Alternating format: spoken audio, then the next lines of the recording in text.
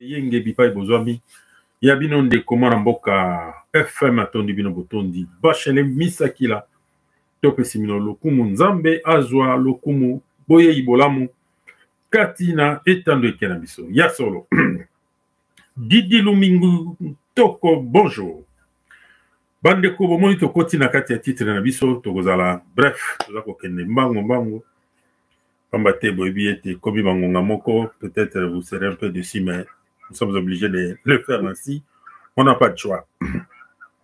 Na titre na biso bomoni na moment oyo ndeko tokokenda bino mpona koyebisaka bino déjà été l'arrivée du président Félix aux États-Unis d'Amérique. Tokobeta masolo boni mokonzi ya mboka matambi na ye déjà na isa. Pe tokoyeba kobetela bino masolo ya un infiltré député proche, il y a Vital Kamerhe, a été arrêté au nom de Karivita. Tokobe Telamino Masolo, Nini ezali koleka. Tokobe Bako Zonge la moi moke, Tobe Telamino Masolo, Tobe Taki la Tongo sur l'agitation au nouveau gouvernement qui peut sortir d'ici peu. Peut-être n'a pas quoi l'élo, peut-être lobby, on ne sait jamais. Tokobe Telamino Masolo. Tokoyeba pe ko pesela bino masolo maimatali le nouveau général formateur ya ba mobondo oyo bauti kokanga oyo azaki ko former ba mobondo na mopanzi ya Maluku pe plateau de Bateke.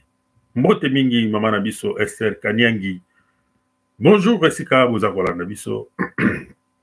Mon mboka Silas Kinj, bonjour. Bandeko, merci pour la présence et fidélité dans Bino. Na moment oyo. Sans plus tarder, to koti pour notre web Sabino était na moment oyo bandeko na biso bomoni na titre.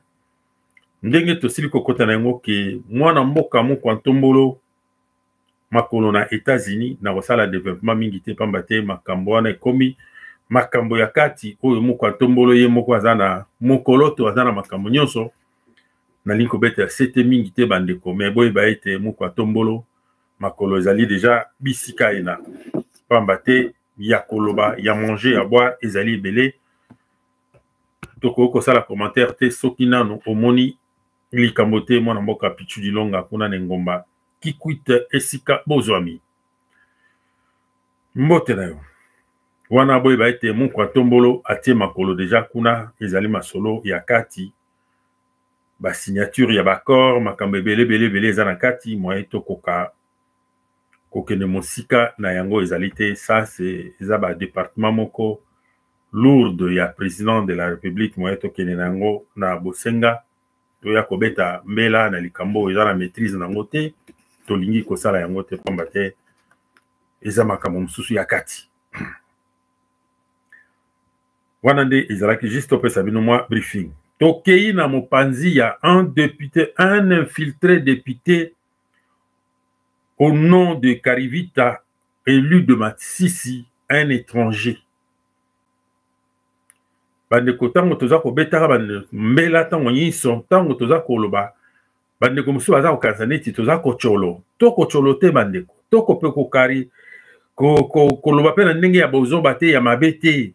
Tant que l'objet que monte na monte faut que benga na combo na ye. Parce que comment se fait-il au commande n'a pas ça exemple le ngoma Kinshasa. Beaucoup mona on be mina ko tikala ka ko sala propagande mon côté mais abima député ou sénateur comment il est devenu député, comment il est devenu sénateur to yebakati. Au commande mutu moko ye moko abimi député, sénateur député provincial, nyonso ba poste wana tuye moko. Comment expliquer ça? Donc c'est grave, donc ils ont raté. Ata kutu bamboka o démocratie tonda, ils ont raté. Mais au Congo, c'est possible. Tout le monde ndeko, tout le monde na kombo ya Karivita, boyo kana kombo ne Karivita, Vital Kamerhe, do babaloli ka kombo. Karivita. Donc, azana e mupaya. Avant na Kenya. Mais abima député na Congo. Atikala kovana na Congo te. Azala aneka na Kenya. Nano atikala pe ko participer na kati ya Assemblée nationale te o boina bote. Mais abima député, nenga abima député à Masisi, la population ya Masisi ba yebi été.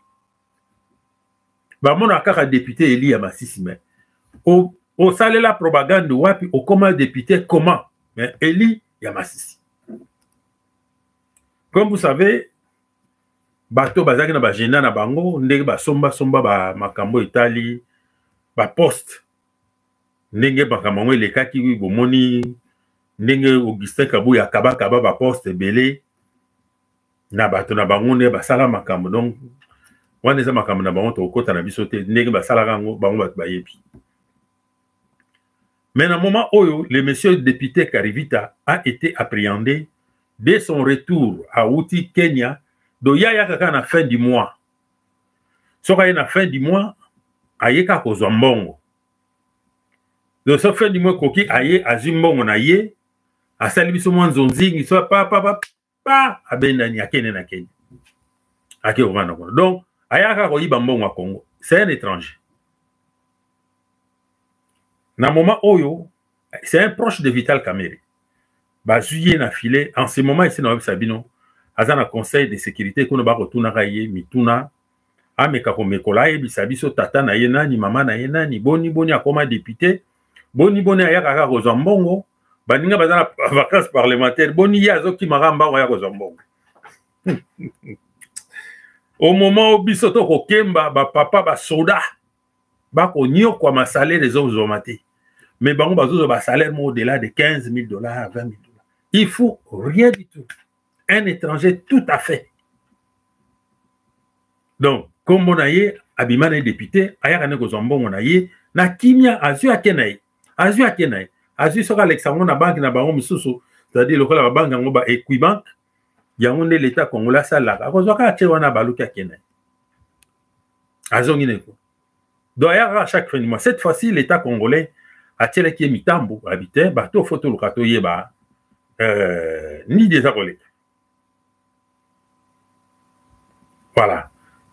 Cette fois-ci, comment est-ce que là-bas? Merci mon amboka Frédéric Batuleji. Batele ki mutambo baluki eti bazelier koko maneka comment qui kan aéroport yaka nana to solo. Mais quand on expliquer biso na masolo no. Yo utaka wapi? Ozala wapi? Ah mina sema mina kupatia mzuri hapana awate to beta lingala. Yo za député awate. Ya Congolais, altoka. Muno ka bando beta wana. Boga biso be Congolais to ama sekita. Bano ko na biso msomon bazara ba vanda na vie na biso mususu. Ba suka na bana makambo interrogatoire. Ba kotie ba chuki ai. Ba santi bange mwana ben abando panza na ye moko. Do ye moko afongwana. Botala tutozana ba on a Congo. Botala comment le pays a été infiltré. Na moment où on est bakangeli. Bakangi parce que il avait participé dans une grande réunion. Un député congolais. Mais a participé qui na réunion de boka qui qu'il fallait ba attaquer Ndolo pour na bimisa ba tous les généraux ba onye so bakangi kuna ndenge bakanga ndenge ba M23 baza ko senga pour ba libérer ba tnamango. Donc ce type là le Karivita le député il n'est pas participé à la réunion wana a évité que ba satellite ya Fachi ils a partout dans le monde entier dans moment où ba satellite ya Fachi biso nyoto tozana kati même ndenge to le ba tozana kati ba satellite na ba mona ba yebi ba yoka tout mais ba sala o ba mo ba moni ki ba kosa ba kuti e penza avandi bazo solo la basi ba s'organiser ndenge ba manao lukapote ba ya kobuka boloko ya ndolo planification na ba nyonso ndenge ba yokana ngina ba politique kanambe tout console le Rwanda tout console pote ba attaquer boloko ya ren andeko Est-ce que vous croyez que l'État congolais ti bazo kanga batu wana ba chiwewe ba soda onyo surtout toko kanga ba? Est-ce que bazo kanga ba pour des abus ou bazo kanga ba pour des causes réelles? Bazo kanga ba parce qu'il y a des infractions bien établies. Bazo kanga ba pour un plaisir de. Depuis tout le monde nous mou kwantombola koti na pouvoir. Nanu to monate. Dans l'époque, il y a Hippolyte Kanamba, Joseph Kabila. Tout le monde a menacé le pouvoir de Hippolyte. Jamais. Mais moi, je suis beto babanda pour menacer dès qu'il a eu le pouvoir. Si je suis malelo. Baza ko menacer, baza ko menacer. Raison pour laquelle l'État aussi a joué à disposition. Mais non, c'est que tout banana kokanga. Malgré tout, qu'il y ait une peine de mort, il fallait pas qu'il y ait une peine de mort, pas peine de mort, en pratique. Mais le coup, à niveau de justice, magistrat, tout consort, la plupart sont des nilotiques. Eh bien, ils continuent à bloquer la situation. Ils continuent à bloquer la situation. Si vous avez bazaki wana posa na bango ezalaki kakaki, ba libérer batouana nyonso. Le coup, la bomoni ba M23 bazo réclamer avant tout ba ça la so ba processus nini so nini. Il faut libération ya batuna bango nyonso. Donc le député congolais au nom de Karivita, il peut participer qui nana nywana. Yango totuna. Motuna payant. Est-ce que bakanga kabatona pona ko sala blague, bakanga bango to bayaka pena ko pesa bango tumbu. Ye wana siko za kondiba. Alors bino batu boza kondimate ke musala ezosala ma niveau mboka. Fatih ne peut pas faire tout à la fois. Et ça passe. Même si je continue même à lui taquiner tant on y a parce que c'est lui le garant de la République, nous sommes obligés de lui dire ce qu'on peut le dire. Pour tout le monde, Mboka aeba nini akoki ko sala pona biso. Eh ben, si ko oba kanyo. C'est ça mon père. Maintenant, na kotisa na circuit Vital Kamerhe. Vital Kamerhe yé azali a pembe na Genève. Tozo luka par tous les moyens negeni to komelaï. To yembelaï, c'était prévu to komele le lobby loba komang na Genève na nenga ko bomba. To yebaki. Mais tozo luka ba trace na yi. To yebasikani to kozwa. Negeni to kondo yembelaï. To bi komele pinza ti esika ba to sala sokuma solongo. Po fallait ba na mapapa kama ole. Bo yebaki ba Congolais ba sala ba place sur la PB.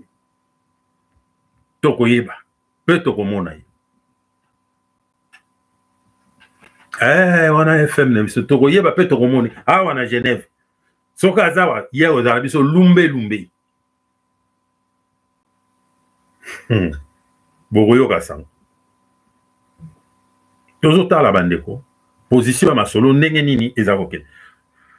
Mais ce député bandeko nde te non bakangiye pour na sala masekite bakangiye parce que a participé na préparation, il y a qu'à faire évader ba prisonniers nyonso ba généraux nyonso ba ki na boloko wana. Donc yepé à côté qui m'a selon pote le Cameroun salam. Vraiment c'est regrettable. Ozano mupaya, oyi ba mbongo Congo, oyi ozumbongo kenayo, ozumbongo kenayo.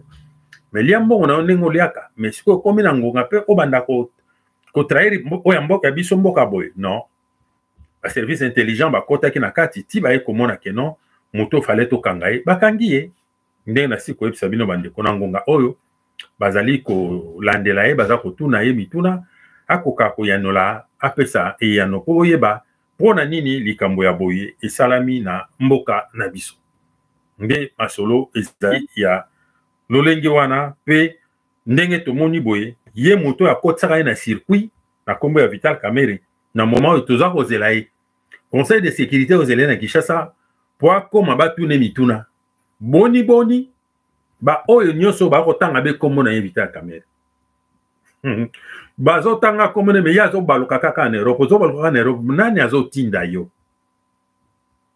to yebite nini eza koleka nani azo tinda yo kende koleka boke do azo komeka partout les moyens que nous sala moi ba diplomatie aluka ndenge nini o to participer na ba réunion bo tchengo lokuta luvunu papana. Donc lokuta nde azokocha na mutu ndenge koluka pona komeka koche a moi kimia ke bameka kotiela bango na se mais aza na kati bakozela yo na Kinshasa eta ke président assemblée nationale yaka batuna yo mituna yo lobi batu tu ezala ba généraux nyonso batangi presque 80% ba généraux batangi bakombo na yo député oyo ka bauti kozwa lelo na aéroport en Njili atangi pe kombo na yo et alors ba oyo bakangaki na mandoki na lakisaki bino na tongo oyo ça fait 2 jours bakanga ba ona mandoki depuis bakanga ba ona mandoki tous les députés na batangi kombo mais nazo yeba te elobi na ngomba ndeko musu quand est-ce qu'on va arrêter Kameri? Kameri est plus puissant que la République démocratique du Congo ou quoi? Nous attendons qu'il y a comme un terrain s'occuper à Koya. Tout ça causé là. Mais destitution na déjà ndenge na 5 millions ils allaient coller mais ça boyeba ke ako kobikate ata sali ndenge nyoso alinga sala mais eza pasi. Mwana mboka Emmanuel Mankani kuna na Engomba Berne to pesi mbote na mboka Switzerland pe Fribourg to Lausanne jusqu'à Genève ou à 15h. Merci mwana mboka. Yango bandeko bomoni tokomeka koluka par tous les moyens tokosala la bango peda Lumbe Lumbo Vitalo boyoki bamboka onde kwa tangi wana na Suisse atangi bamboka misato ya mwa minene oyo ba Congolais soto sangana to ko sale Lumbe Lumbe tokozwaye oyoka sango Vitalo okolapa voilà toleki bandeko tokoti na dossier mosusu to passer directement na situation il y a agitation parce que il y a des choses que les Congolais n'a évité surtout ça pour comprendre ou bien pour comprendre bandeko nanga agitation makasi sur le dossier il y a un nouveau gouvernement bana mboka même moi qui vous parle na ebisa kibino bandeko nanga tete nazaki na posa pena que départ ya madame Siminwa excellent pour na monelo rasalite. Oui, elle a travaillé, mais elle qui s'appelle que boye, fouti boye, tout moni boye, na moni amoti. Bon, total, on a peut-être des jours à venir. Le programme n'a pas pour bon, on a 345 territoires, il y a un plan en Makamutua. Alors, dans le moment où, étant que Premier ministre, tout le monde a appelé leur mot bouger. Peut-être le ministre concerné, on va passer par poste, ou bien Parlement, ou bien Sénat, ils ont bloqué, on ne peut pas travailler. Mais le chef de l'État, il a renouvelé sa confiance à la personne en question. Ce qui va changer le gouvernement tout entier, ça peut nous prendre du temps. Or, dans le moment où, ce n'est pas ça qui nous intéresse. Parce que la plupart, il y a des ministres concernés, ce sont les ministres au Basali, Salim Moussala, Bakor, tout qu'on soit bazan à Katia Mamasolo, Bazali. Donc, on ne peut pas les enlever parce que il y a des dossiers où on a mis Suzanne à Kati.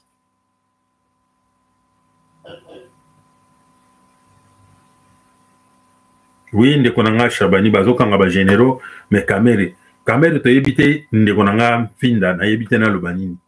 Nous avons déjà lancé des alertes ba généraux tout konso batangi ba komonaye mais ce sont les autorités qui ont le monopole il y a kozwa le devant parce que d'abord azali président de l'Assemblée nationale to yebite et kozala ndenge ni moyena ke ne mosika mwana mboka exactement je dis c'est que je sais d'accord que ne mosikate mutamba ba menasa ki yepe titi ko mutamba yebi ko zwa bonsomi na ye yepe soka monika yebi likambote na nyoso baza ko funda ye et il doit se présenter à la justice pour dani na zoko kima wokita na Kinshasa bazo zele depuis ba manako zele ya zoko mona na abo tambolo aka na Europe na kende bona zonga to yebite balobaka babotola ka passeport est-ce que passeport azo tambola nango on nous avait informé ici bando c'est pourquoi je vous avais informé aussi mais est-ce que passeport à Zotambola, il y a Congo, il y a Burundi, il y a Rwanda ou diplomatique.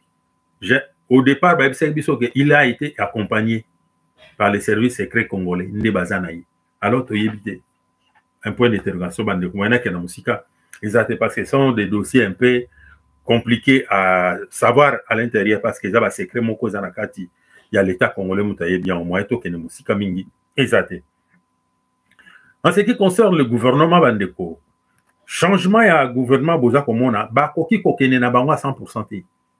Ce qui va ken changement ya gouvernement mobimba, ça va nous prendre beaucoup du temps.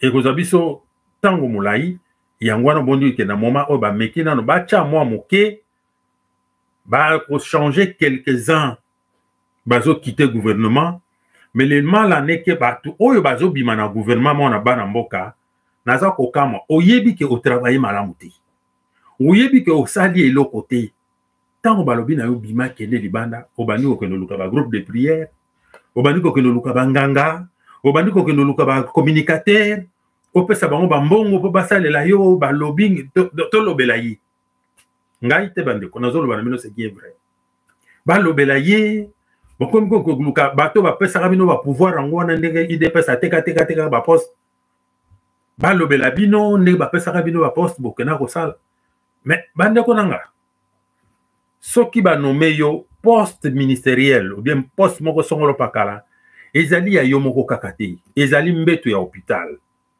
okoki kozala lelo lobi olongwe moto mususu akoti wana kokanisa te ke so ba nommé ne sika moko songolo ba otikali la internel te poste moko eza éternel pona moto eza te. Si vous avez un rêve foutu, c'est tout à fait logique que baloba ke non ndeko mwasi ndeko mobali to moni bilan na yo ezalaki négatif mais pour l'instant nous vous prions zongana nsima tozwa na pesa ka bino exemple ka ya Kolongeli le conseiller spécial et chef de l'État en matière de sécurité.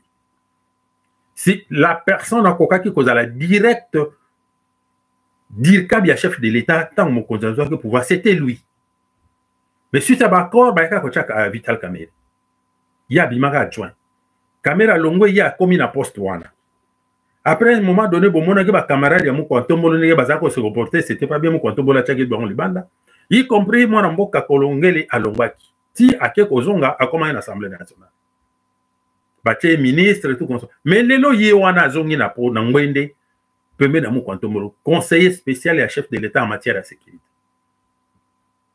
bandeko soki olongwe na poste ko kanisa te ke balongo lio parce que peut-être moment on ezaki ayote koki ko travailler te donc ça sert à rien ko continuer ko insister ko que no benga ka ba communicateur ko zo ka banganga o que no liboma ezanga tina que nous vendons ça comme intercesseur na bandako na bino na ba bureau na bino ba bonde la pona ndeko so que za ya yote bima ke ndezonga ndako c'est un problème te so que yo au salaka ba sacrifice na ndenga mabe po ete o poste wana mais so que simbite ko forcete zonga ke ndeva na ndako sala mo ka mususa ya sala izali belé. Ça sert à rien d'insister dans le banayebi le ni na ko loba bandeko. Baza wana baza ko belela pour te ba meka ko luka ndeni ba sunga bango tolobela bino nini. Vous avez déjà foutu dans la merde, c'est fini. Vous n'avez pas réussi votre émission qu'on vous avait confiée, c'est fini, retour à la maison za mabete. Bozana bambongo bozaki ko gagner, vous avez bien gagné la vie. Bo gagner maman on a bien bo gagner kito bozo na banda ko za mabeta boko ça la vie boza ba congolais boko tika la kana ba poste comme les congolais ce n'est pas si mauvais mais au moment au gouvernement eza ko bima na ko yebisa bino déjà bandeko la plupart ba tête ya kala bazana bango kaka bazana bango moi modification ya muke kaka salami et puis réduction ya nombre ya gouvernement des alliés. Au nombre de bazaki tuluku ba ko réduire moi moké basi bakiti ndé boza ko mona publication na mo fallait salama. On ne sait jamais ça peut être aujourd'hui les logs ndé to le bon à 20h ou bien lobby donc d'ici les 3 beaucoup mona publication na ensemble. Donc parce que milinga minga ko loba eleki mingi na ba média tout console les gens sont agités pour na et comme gouvernement yango to robeta c'était bande konabiso boza ba congolais. Je vous prie, s'il vous plaît, ça sert à rien d'insister. Bozon andako tambo yoki deake comme on a eu bimité. Soko pesa ki mbongo, soko que noko pesa ba konzio ba pesa ka, bo pesa ka mbongo pote ba soutenir bino bokende. Eza bongo te. Toza bongo te na moment Congo faut kende na nzela moko tout droit. Botika makamba magui, ça va rien parce que soko ko pesa monto pesa 1 million pour maintenir no sika songolo pakala. Tant qu'on côté na poste on récupérer 1 million or ça la Congoté.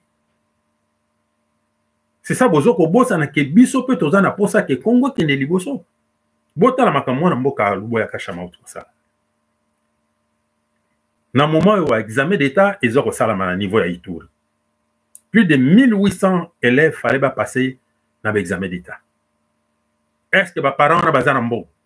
Les parents na salini. Luboya Kashama il a pris le courage de dire non. Dans moment où situation ya mboka na biso côté za mabe, bana nyonso boya ko passer l'examen gratuit. C'est quelque chose à féliciter. Bossa la examen sécurité ezali tout consort bossa la examen na lobby bravo mon mboka Luboya Kashama. Olongoli ba parents moi charge moko boye parce que là qu'il faut parents peut s'aboyer à ça la boyer à s'aboyer pour que nous retirer nani a diplôme na d'état fa futa abi nyonso gratuit. Et nous avons cet esprit de la gratuité ezali na kati ya constitution. Mais au monde baza ko bloquer au préfet au inspecteur nyonso to na pona ko lukaka ndenge ya ko kubinisa mbongo na ba poche ba parents. Na lakisa ki bino bande ko lobby bomoni na niveau ya Goma ndenge ni ba M23 bazali ko zo ba taxe na ba mboka o ba vandi bomoni na ba salo wana ndenge ba tembongo belé. Bomoni. Alors, est-ce que beaucoup en ont conscience vraiment que non, la population souffre en ce moment ici, pays à mon boulot, tout me reporter bango soutien pour te toquer les liboso. Bino bolinka comme ça comme on approche, il y a peuple. C'est difficile bande commun, ce sont des choses à féliciter tant que tout ça comme on a mon mboka. Ah, parangai. Antenne liberté papa. Oh, bon. Malo Mboka, une minute s'il vous plaît. Oui, une minute. En fait, ils ont marché sur mon communiqué. Quand dengue aux Akulubana, qu'on a Italie, Luboya Kashama, vraiment, il faut qu'on insiste de façon que Mokunzamboka, maintenant, soit dans la maison militaire ou soit chef d'état-major et armée. Mais de l'autre état, atika kaka na bonga wana ya gouverneur militaire à Ituri. Toi il ne le dit bongo parce qu'en fait au moni le gouvernement liboso Lumumba Zaki premier ministre et en même temps ministre de la défense. Donc pour la côté wana yem à maîtriser malamu. Même attention ba poste ya sika. Mais en même temps atika appelle na poste wana ya gouverneur militaire à Ituri. Un système ndengwa pour à Mukozi. Nangonga oyo nani Luboya Kashama a singilika katika ka na poste wana même ata baba Matisier to chef d'état-major ceux qui na la maison militaire chef de l'état mais en même temps atika pe nani na poste mususu ya yewana ya gouverneur militaire ya Ituri. Merci beaucoup. Merci Ndekolanga, merci pour ma tête dans antenne liberté to pesa ki ndeko une minute il a respecté. Merci mon mboka na makanisi na yo. Merci. OK, merci. Voilà, on est aquí ndeko na biso abengi biso na mboka Paris pona likanisi na ye ndenge alobi pona mwana mboka Luboya Kashama tokoka tosenga na mokonzi mboka maintenir ye na poste ya gouverneur ya Ituri parce que vraiment ils ont ça là bien parce que il contrôle la situation pe azako maîtriser la situation là c'est sans crainte en tout cas Luboya continue à prendre vraiment le contrôle de la zone na autre que Sabino na moment où autre qu'on dit ma été bato bazo apenza bana classe ba ça l'examen gratuit et puis ils ont quelque chose à féliciter un gouverneur militaire donc et puis ba réponse à ça qu'on peut ça na banguna na biso vraiment na éviter muto ko remplacer na Simaso ba nommé chef d'état-major ou la maison militaire est-ce qu'il sera comme lui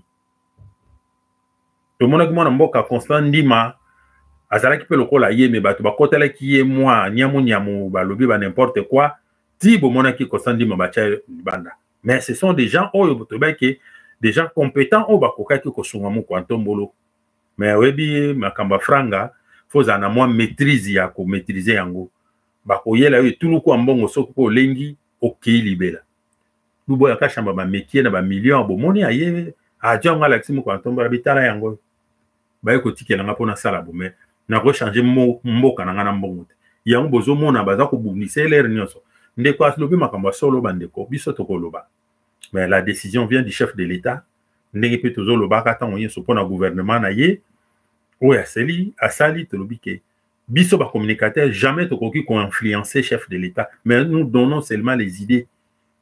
Donc décision ils allaient pas na ye yenda zali mo kwantombolo. Yende mutaza garant de la République ayebi ni nezako ya ni neleka ayebi nani a travaillé nani pas travaillé. Donc c'est à lui de savoir qu'est-ce qu'il peut jouer. Est-ce que il y a quelqu'un qui peut remplacer le Boyaka Chama? Ce que le Boyaka Chama lui poste Moussous, c'est la question que se pose. Mais la population même, il y a Ituri. Je peux vous rassurer que Balingité, le Boyaka Chama Biman. Au départ, ils n'ont pas accepté que le Boyaka Chama Azalapuna comme gouverneur. Ah non, état de siège, Tolingi Angote, Tolingi Basodate. Maintenant, tous, ils sont contents de le Boyaka Chama parce qu'il met la sécurité. Et pas d'abord, on a Niamou Niamou Izalakapindate. Bah, comprendre que non, l'homme en question, c'est un animal, c'est pas facile à la battre. Donc, bango toute population Ituri, bazalaka content naï. Si tu as au monde, ceux qui ba konzi ba koyo kaba maintenir rien à poswana, pe ba tchekuna, a koki uzalaka na Ituri, mais il est le chef d'état-major. Avant dika na Ituri, azako sala commandement n'enyo se zaka na Ituri. Izate azalaka na Kinshasa non. Izaka kate avant na Kinshasa ko vanda kuna, il est le chef d'état-major. C'est pas un problème. Malgré siège na yeza na Kinshasa. C'est possible, mais c'est au chef, au garant de la République, Aïba Nini, Ako Sala Pona, Esika. Yango bandeko monto dako senga mo kwantombolo yemoko ameka kotala. Pona maimatali gouvernement de Tebisibino, c'est lui-même le chef qui doit jouer le grand rôle Nini Koleka, Nini Ko Salama, biso tozana influence te toko sala pote mo kwantombolo a koka koloba toko pesa mbela oye asengeli na yango pote kolo ya biso ezala na kimia. Toleki bandeko pona okendo chité pambate toza kokusa na makambo ya sala lelo ezali ebele na mopanzi ya maluku ndenge tosila koyebisa bino baote kokanga général moko azali ye aformaka ba mobondo vraiment pasi bandeko na nga pasi mingi pasi na motema un général congolais complice contre son propre pays. Pour Nazwa Mbongo, il est en connivence avec Hippolyte Kanambe. Nengba Yokanaka, Tiboza Komona, Bakangi Zombie, tout comme ça. Zombie a dit, moi aussi je suis pas seul. Celui-là aussi il est avec moi. Qui est celui-là? Ah, Nayope. Pas congolais. Vraiment, ils ont marami.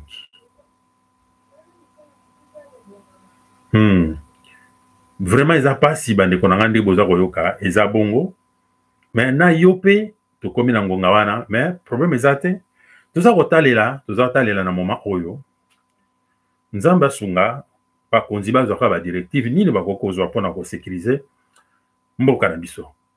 Voilà bande konanga moi ba grande ligne oyo to yela kibino na midi oyo. Peut-être na pourquoi to dans moi ba difficulté à sala bino ba émission na mokoma lelo pambate tozana mwa course moto to sala bandeko soki bomoni to sala émission te na pourquoi lelo ne vous inquiétez pas parce que nous sommes pas là tozala ça moi déplacement moko ya moké awa kaka na mboka na biso tozala moi ba famille musuto keno kuta na bango po to sala makambo susu soki to trouver place moko eza ko permettre biso po to sala émission to ko sala yango so bomoni na 20h to sala émission te. On va se retrouver demain pour un prochain numéro d'émission. Voilà, bande konanga, ba o union so balandi biso so ki message on a passé bino. Ba o ba ju yangote soki moyen ko pesa bango ezali bo pesi bango pambate nde bo mona telemi bo. Nazade ya motu kezo zelanga bouf. To bima, to beta course wana to resala au moins 6 heures du temps, il y a vol, il y a voiture, to kenemo musika. Vers la frontière de l'Allemagne et Zama Moussika. Donc, toujours roulé mingi.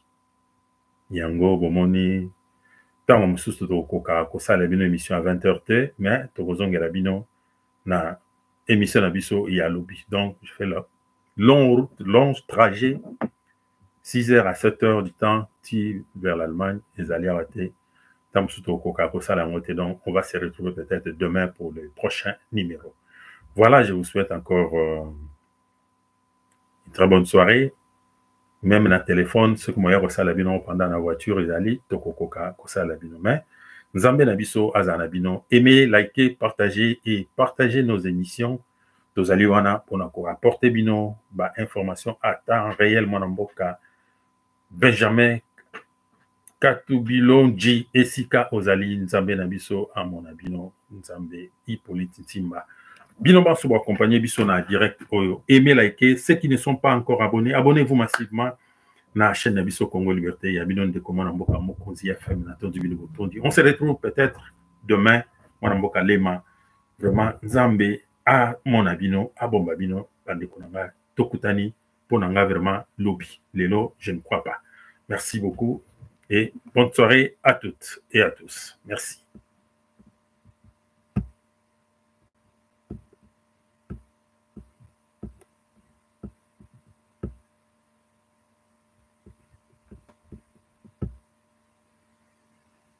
Ma fille, aide-moi. J'ai soif. Donne-moi à boire. Je n'arrive plus à avancer.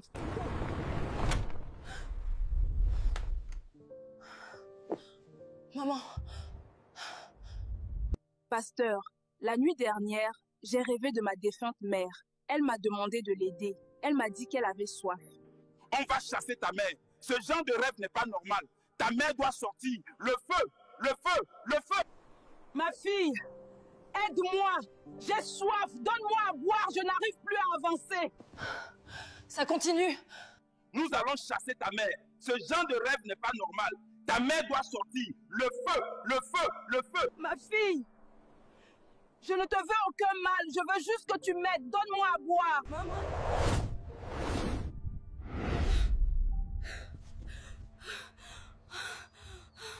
Rababati, rabababati, rabababati. Auntie, je vois maman en rêve. Elle me demande à boire. Pourtant, elle est morte. J'ai déjà vu 3 pasteurs. Ça ne marche pas. Ma fille, dans notre tradition, les morts ne sont pas morts. Il ne faut pas suivre les choses des Blancs, mais notre tradition. Dans notre tradition, on donne à boire à nos morts pour leur donner la force d'avancer sur leur chemin vers la lumière. Tu vas acheter la boisson préférée de ta mère. Je vais t'accompagner à sa tombe. Tu vas la lui donner. Roger Molette. Je ne savais pas, Tata. J'ai honte maintenant d'aller parler à maman. T'inquiète pas. Tu vas lui demander pardon et lui donner à boire. Allons-y. Ma soeur, voici ta fille. Elle est venue te donner à boire. Elle n'avait pas compris ton appel. Il faut la pardonner. Maman, pardonne-moi. Je n'avais pas compris. Voici ton jus préféré. Bois et sois forte sur ton chemin. Maman, pardonne-moi. Je n'avais pas compris. Voici ton jus préféré. Bois et sois forte sur ton chemin. Merci, oh ma fille. Merci beaucoup, oh ma fille. Merci. Merci, merci. Enfin, merci beaucoup, Tata. J'ai vu maman dans mon rêve. Elle était très contente. Tu as vu, les morts ne sont pas morts. La libation est magique. Il faut souvent le faire pour ta mère. Elle te bénira.